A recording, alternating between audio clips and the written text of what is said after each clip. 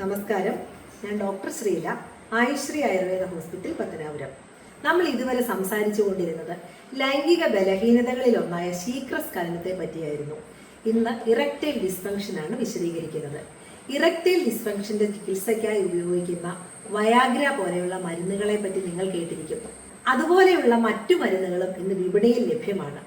ഏത് മരുന്ന് ഉപയോഗിക്കുന്നതും ഡോക്ടറുടെ നിർദ്ദേശാനുസരണമാകണം. പലപ്പോഴും ലൈംഗിക പ്രശ്നങ്ങൾ എന്നത് മറ്റു പല രോഗങ്ങളുടെയും സൂചനയാവാം. പ്രമേഹം മുതൽ ഹൃദയത്തിന്റെ പ്രവർത്തന തകരാറുകൾ, cancer, prostate problems, kidney issues തുടങ്ങി വിവിധ രോഗങ്ങളുടെ സൂചനകളാവാം ഇറക്ടൈൽ ഡിസ്ഫങ്ഷനായി പ്രത്യക്ഷപ്പെടുന്നത്. അവയെ തിരിച്ചറിയാതെ മരുന്ന് വാങ്ങിക്കഴിക്കുന്നത് വളരെ വലിയ അപകടങ്ങൾ ഉണ്ടാക്കും. സ്വയം ചികിത്സ ഒഴിവാക്കുക. ആയുർവേദത്തിൽ വാജീകരണ വിഭാഗത്തിൽ വിവിധങ്ങളായ മരുന്നുകൾ നിർദ്ദേശിക്കുന്നുണ്ട്. സഫേദ് മുസലി, അശ്വഗന്ധ, നായ്ക്കുരുണ എന്നിവയൊക്കെ ഇതിൽ വളരെ പ്രസിദ്ധങ്ങളാണ്. വയൽച്ചുള്ളി, നെരിഞ്ഞിൽ, കുറുന്തോട്ടി മുതലായവയും ചില അവസ്ഥകൾ ഉപയോഗിക്കാം. ശിലാജിത്ത് അഥവാ കന്മദം എന്ന് കേൾക്കാത്തവർ ചുരുക്കമാവും. അങ്ങനെയുള്ള ധാരാളം മരുന്നുകൾ യുക്തമായ അളവിൽ അവസ്ഥാനുസരണം ആയുർവേദത്തിൽ ചികിത്സയ്ക്കായി ഉപയോഗിക്കുന്നു. ഇവയും ചികിത്സകരുമായി ആലോചിച്ച് വേണം ഉപയോഗിക്കാൻ. പുറമേ പുരട്ടുന്നതിനായി വിവിധതരം തൈലങ്ങളും ആവർത്തികളും ആയുർവേദം നിർദ്ദേശിക്കുന്നുണ്ട്. ഏത് മരുന്നുകളൊക്കെ നിങ്ങൾ ഉപയോഗിച്ചാലും പങ്കാളികളുടെ പരസ്പര സഹകരണത്തിന്മേലാണ് ലൈംഗികതയുടെ വിജയം. പൊരുത്തക്കേടുകളും വൈകല്യങ്ങളും തിരിച്ചറിയുകയും അവ പരിഹരിക്കാൻ പരസ്പരം സഹായിക്കുകയും ചെയ്യണം.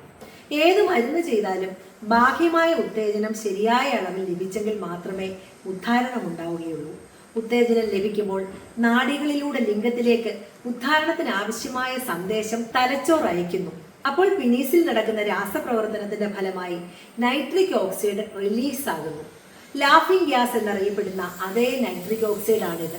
ഇത് ലിംഗത്തിലേക്കുള്ള സ്മൂത്ത് മസിൽസിനെ റിലാക്സ് ചെയ്യിപ്പിക്കുകയും ആ സ്പോഞ്ചി ടിഷ്യൂവിലേക്ക് രക്തം ഇരച്ചു കയറുകയും ചെയ്യുന്നു. ഇങ്ങനെയാണ് ലിംഗം ദൃഢമാകുന്നത്. അതേസമയം രക്തം പുറത്തേക്ക് കൊണ്ടുപോകുന്ന വെയിൻ ചുരുങ്ങും. സെക്ഷൽ ആക്ട് പൂർത്തിയാകുന്നത് വരെ ലിംഗം ദൃഢമായി ഇരിക്കുവാൻ ഇത് സഹായിക്കും. ഈ നൈട്രിക് ഓക്സൈഡിന്റെ വിഘടനത്തിന്റെ വേഗത കുറയ്ക്കുകയാണ് പെർഫോമൻസ് എൻഹാൻസിംഗ് ഡ്രഗ്സ് ചെയ്യുന്നത്. എന്നാൽ പങ്കാളികളിലുള്ള പ്രണയം, ഇന്റിമസി, സെൻഷ്വാലിറ്റി, ഇമോഷണൽ കണക്ഷൻ എന്നിവയൊന്നും തന്നെ മരുന്നുകൊണ്ട് വർദ്ധിപ്പിക്കാനാവില്ല. അത് അവരവർ തന്നെയാണ് ശ്രമിക്കേണ്ടത്. മനസ്സിലാക്കേണ്ട ഒരു കാര്യം, ജീവിതത്തിൽ പനിയോ ചുവയോ വരാത്തവരായി ആരും ഉണ്ടാകില്ല. അതുപോലെ തന്നെയാണ് ലൈംഗിക ബലഹീനതയും.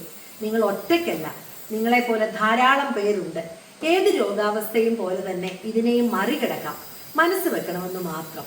രോഗമുണ്ടെന്ന് തിരിച്ചറിഞ്ഞാൽ യോഗ്യരായവരുമായി മാത്രം പങ്കുവെക്കുക.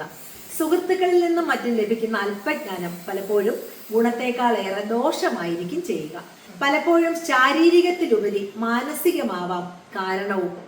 എന്ത് തന്നെയായാലും തിരിച്ചറിഞ്ഞ് പരിഹരിക്കുവാൻ ഒരു ക്വാളിഫൈഡ് ഡോക്ടറുടെ സേവനം തേടുക. ആയുർവേദത്തിലും മോഡേൺ മെഡിസിനിലും ഇന്ന് ധാരാളം പരിഹാരങ്ങൾ ഇതിന് ലഭ്യമാണ്. ചോദിക്കുക, അറിയുക, പരിഹരിക്കുക. ജീവിതം മധുരതരമാകട്ടെ. Thank you. വീണ്ടും കാണാം.